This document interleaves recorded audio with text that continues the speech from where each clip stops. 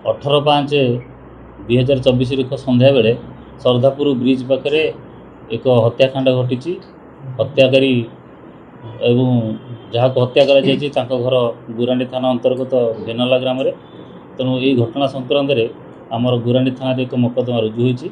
मकदमा number 59 भारतीय दंडविधि आईन 302 और 34 दफा अनुसार रुजु होती। तेणु एथुरु तदंत कलापर जना पड़ा भेनला ग्रामर सीमांचल प्रधान से ही ग्रामर पार्वती प्रधान को बह करते। सीमांचल प्रधान ग्रामर आउ जने जहाँ हत्या कराई प्रशांत जेना सहित से हैदराबाद जाकि काम करुले। काम करने भितर सहित संपर्क बढ़ी। तो इत अवसर में प्रशांत जेना से गाँव में आसिक 4 वर्ष रोते किंतु सीमांचल प्रधान से जाकि हैदराबाद काम करुले। तेणु तर पूर्वर संपर्क को लेकिन प्रशांत जेना सीमांचल घर को जावास करती। एवं किछि दिन तले अनुपस्थित सुजोग नहीं गाँव में किछि लोक मैंने गुंजरण सृष्टि कले जे तांको सहित खराब संपर्क अच्छी बोली। तेणु 25/2/2024 दिन तांकर स्त्री विष पी आत्महत्या कले। ये आत्महत्या प्रशांत जेना दायी बोली सीमांचल प्रधान एवं तांकर संपर्क परिवार लोक मैंने संदेह कले। तेणु ताकू खोजिले मारिदेवा। तेणु यही कथा जापर प्रशांत जेना बहुत दिन है गाँव से दिन ठार से गाँव बाहर जाकि रोला। गाँव में बाहर रहीकि से कुंडा बेपार करुला। मझे मझे से तार माँ पाक किसी पैसा देवा और किसी जिनस देवाई घर पाखर 2 जन व्यक्ति सुरेश बारिक और कालिया जेना को फोन माध्यम डाकी हाथ में पैसा और जिनस पठाती। यही कथा सीमांचल पथर घर लोक तो परिवार लोक जाणीगला से सन्देह कले प्रशांत जेना मझे मझे गाँव को आसूँ और जिनस पत्र पठाऊँगी। ताको ये 2 जन लोक सहयोग कर। तेणु तर गतिपथ को से अनुसरण करुले। गतटा 18/5/2000 सन्ध्या बेलू सीमांचल प्रधान पोखरी पाखे बसला बेले से समय कालिया जेना और सहित सुरेश बारिक बाइक रे जाऊला बेले फोन रे कथा गला बेले शुणिले जे प्रशांत जेना ये पाखापाखि अच्छी बोली।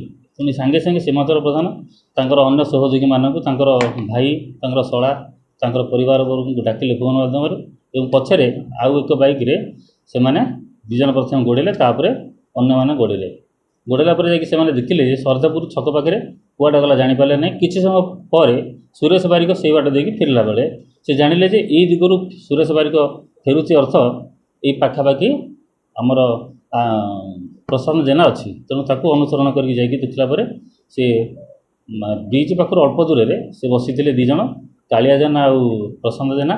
भितर कालिया जेना को प्रथम माड़ला से चित्कार करुला। अतर्कित भाव में प्रशांत जेना को लाठी एवं आयरन पाइप द्वारा माने मरणात्मक आक्रमण करने फल से घटनास्थल में मुर्मूष अवस्था पड़ते।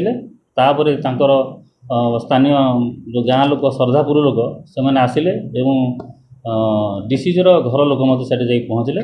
पहुँचला 108 आम्बुलांस जो DHH मेडिकल को अणागला। सेठारे डाक्तर श्रीकाकुलम रेफर करुला बेले बाटे मृत्यु है। तो ये तदंत कलापर जना पड़ा ये घटना संपूर्ण भाव में 5 जन अंतर्भुक्त अच्छा। से आम सीमांचल प्रधान एवं संतोष स्वाई को गिरफ करूँ। गिरफ कलापर से दोषी स्वीकार कले और अन्य 3 जन बर्तमान सुधा फेरार अच्छा। जल्दी जल्दी आम गिरफ करूँ।